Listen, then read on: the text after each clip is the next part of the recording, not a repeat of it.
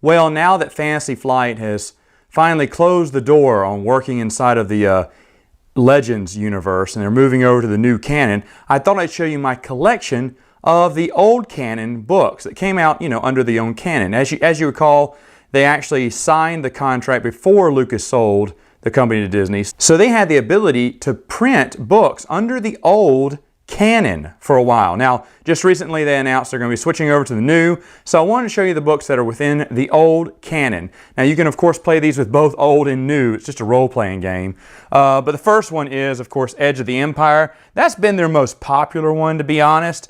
A lot of this is just, of course, supplemental stuff. They do have some little short stories in there, and a lot of references in all three of these to the old EU, meaning old books and stuff, because that's how they operated in. The next one, they came out with Age of Rebellion. As you see, this one came out like a year later, so there was less. I think Edge of the Empire came out in 2013. This was in 2014. And then this year came Force and Destiny. And it stayed in the old canon very shortly, because once the core rulebook came out there, that was the one that they said, okay, now everything's canon going forward. The stuff we've been talking about, it was Legends.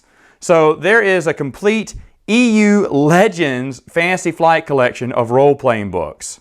Well, I've been waiting for this day to come, the day that Fantasy Flight would finally close the door on the old EU and move into the new. In fact, this doesn't surprise me, doesn't upset me either, because we always knew they were going to switch over, because their contract, the original contract, ended in 2015 this year. So it makes sense that they would cut it off and start building on the new. I have no hard feelings for Fantasy Flight. In fact, I'm very thankful for Fantasy Flight for what they did.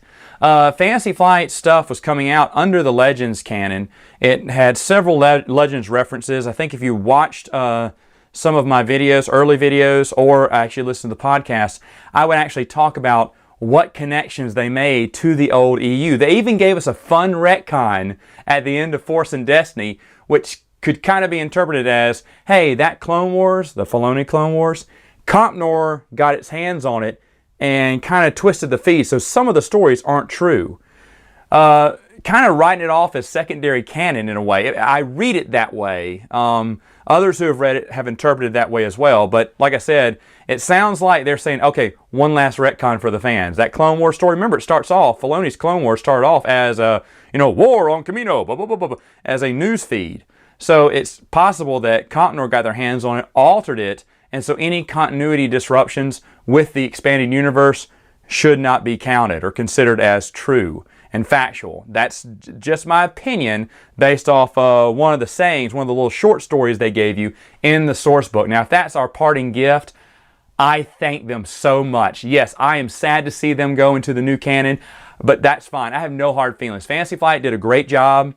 Of course, like I said, if you love role-playing games, you can play it for either one. It doesn't really matter. But Fantasy Flight was my last outlet toward the EU. No, it wasn't real stories, and I still mean what I said 2 years ago when I had the last EU comic book in my hand, that was the last story I was reading. These were actually like portions of stories, like maybe a page was at the most, and it was just a story about what was going on. Yes, they mentioned several things in the old EU, which I love because it was taking place in that old Legends.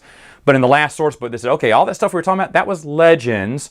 Now we're going to talk about new canon, but kind of closing the door on one and opening it to another. And that's fine. I expect that. They're a business. And it makes perfect sense why they'd want to flip over. Now, if it's up for me, I wanted them to keep going. I knew it was going to end in 2015. I had no aspirations of it going further. I knew it wasn't going to happen. Okay? Because it doesn't make sense why Episode 7's out and they don't make RPGs for Episode 7. That would be stupid. So that they're doing that now and they're switching everything over, that's fine. And thank you, Fantasy Flight, for 3 whole years of more EU, even though it was a little bit. It wasn't that much. Basically supplemental books. But it was like the warm moisture air in your bathroom after you got an hour shower. It's really nice and warm in there, especially in the winter. But eventually the vapor's gonna creep away and it's going to be nice and cold. And so the vapor was slowly creeping away and I knew the end was coming, and that they wrap it up a few months earlier. Of course, I don't like that.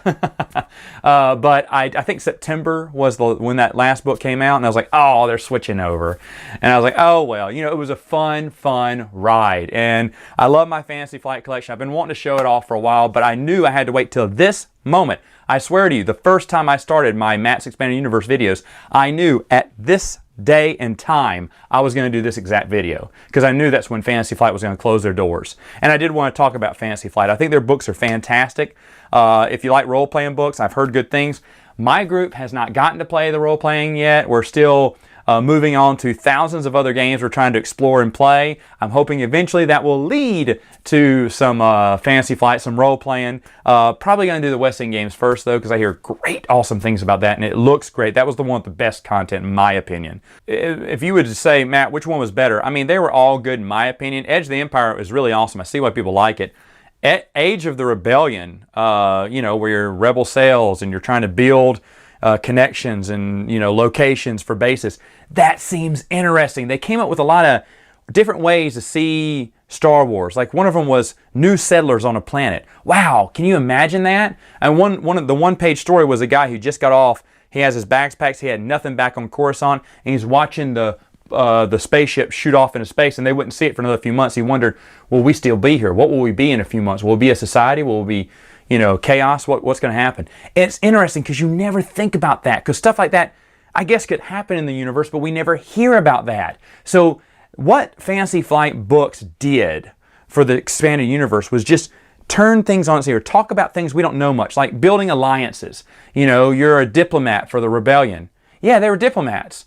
Just like there are, like in Civil War, there were diplomats from the North and the South going overseas to get help. Like the South's going, hey, you help us and we'll give you more, you know, we'll lower the tariffs on cotton or whatever. And the North's doing it too. They're lowering their tariffs on something else. You have to be a good diplomat, have those skills to get that money and get that support for the war. And it makes sense that it would happen to the rebellion. Even though we didn't read about it before, these role-playing books went to places where there's tons of stories, tons of awesome adventures you could have, and tons of things I never thought of before. So, to be honest, all three of these, Age of the Rebellion, Age of the Rebellion, Edge of the Empire, and Force and Destiny, even though Force and Destiny was kind of short-lived for me. I didn't really get to experience Force and Destiny because that's shortly after they released it, they switched over. But the ones I saw were just, they were great. They gave a lot of different aspects of the EU that I never considered before. And for that, eternally, eternally grateful. How sad am I that it's over? I mean, yeah, of course I'm a little sad, but I knew it was going to end. And that was my one thing this past year that I could really always look forward to, because my little bit of the EU that I could read still.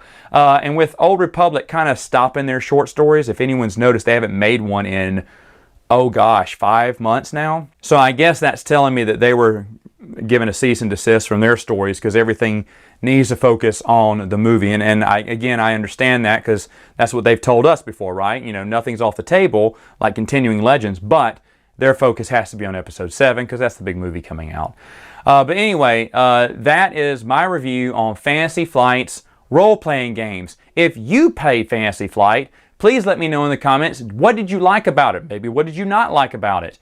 Are you still going to be getting it even though it's not part of the Legends universe anymore? I'd love to know that.